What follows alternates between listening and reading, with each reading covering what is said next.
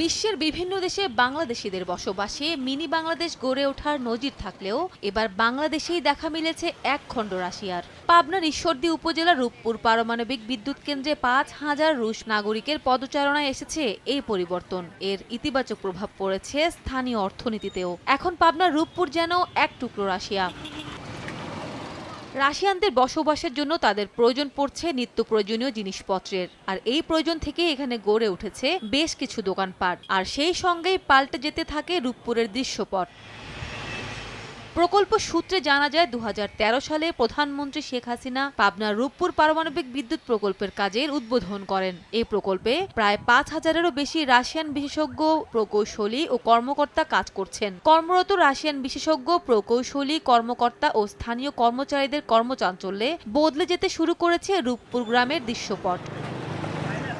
বাজারঘাট, দোকানপাট, রেস্তোরাঁয় পণ্য কেনাবেচায় বাংলার পাশাপাশি রাশিয়ান ভাষারও প্রচলন শুরু হয়। ব্যবসা প্রতিষ্ঠানের সাইনবোর্ডগুলোতেও বাংলা ইংরেজির পাশাপাশি লেখা হচ্ছে রাশিয়ান ভাষা। রাশিয়ানদের চাহিদার কথা মাথায় রেখে নিজেদের দোকানপাট ঢেলে সাজিয়েছেন স্থানীয় ব্যবসায়ীরা।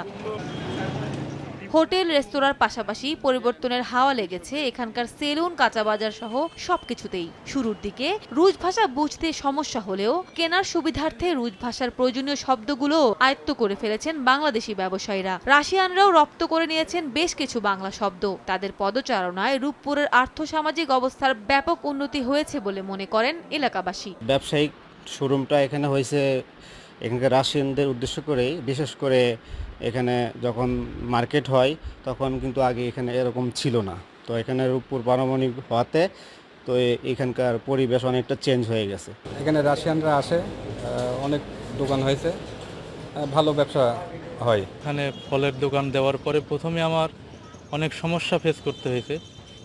ভাষা জানতাম না, রাশিয়ান ভাষা জানতাম না। পরে আস্তে আস্তে রাশিয়ান ভাষা শিখছি। শেখার পরে এখন বেশ অনেক ভালোই বিক্রি করতে পারছি। একে অপরের সঙ্গে খাপ খাইয়ে নিয়েছেন তারা। ব্যবসা বাণিজ্য ও কর্মসংস্থানের পাশাপাশি চলছে বিভিন্ন সংস্কৃতি বিনিময়ও। এখানে গড়ে উঠেছে রুশ ও বাংলা ভাষা শেখার বেশ কিছু প্রতিষ্ঠান। এসব প্রতিষ্ঠানে প্রশিক্ষণ দেওয়া হচ্ছে দোভাষীর মাধ্যমে। বাংলাদেশিদের ব্যবহারে খুশি রুশ নাগরিকরা। আলুকে কার্তোস্কা বলে রাশিয়ান ভাষায়, পেঁয়াজকে লুক বলে, টমেটোকে পামিদর বলে, শশাকে আগুরসি বলে,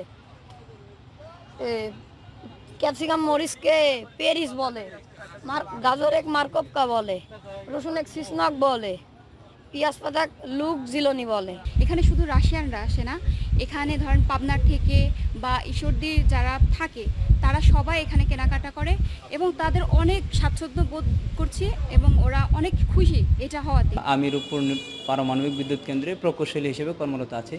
বর্তমানে আইটি সেক্টরে আছি। আমার হোম ডিস্ট্রিক্ট ময়মনসিংহ। তো অফিস শেষ করে এখানে আসলাম। তো এই মার্কেটের নাম হচ্ছে বিশ্বাস শপিং কমপ্লেক্স, বড় একটি সুন্দর মার্কেট। এখানে গ্রিন সিটি আছে, আপনারা জানেন। এখানে প্রায় ৪,০০০ রাশিয়ান থাকে।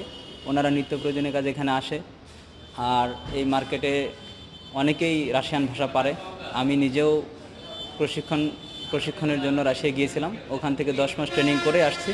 দেশের সবচেয়ে ব্যয়বহুল প্রকল্প রূপপুর পারমাণবিক বিদ্যুৎ প্রকল্প। পরিকল্পনা অনুযায়ী ২০২৩ সালের প্রথম ইউনিট থেকে ১,২০০ মেগাওয়াট এবং ২০২৪ সালে দ্বিতীয় ইউনিট থেকে আরও ১,২০০ মেগাওয়াট সহ মোট ২,৪০০ মেগাওয়াট বিদ্যুৎ উৎপাদন করা হবে। সময় সংবাদ, পাবনা।